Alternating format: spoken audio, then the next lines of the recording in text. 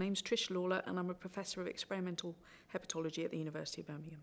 My job involves doing bench-based scientific research using samples from patients with liver disease, so human patients, and we're trying to understand the processes of inflammation, fibrosis and things like metabolic liver disease so that we can try and identify what's causing those processes to develop either new biomarkers that could be used to improve diagnosis of patients or to hopefully identify targets that we could go for with drug development for new therapies.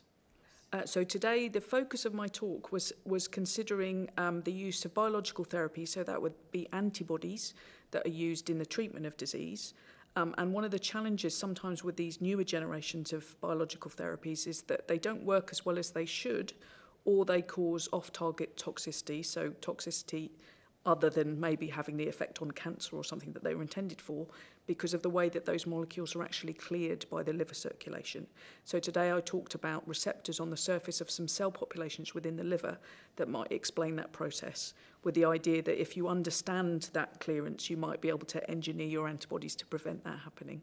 So did I enjoy the symposium? The honest answer is yes, actually, because we work very much in a very academic laboratory setting, so very low throughput experiments, very discovery science based.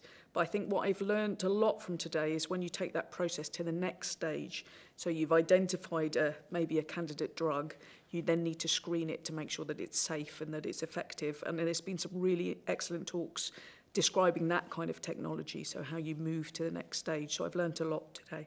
Very much. So I had really good communications in advance of the meeting, organising where to be and, what the venue was, but also on the day, the technology to actually deliver the talk and the support around, presenting the material was excellent. Yes, a very good support. So if I was going to give marks out of 10 for the symposium today, I would probably give it 9.5 out of 10.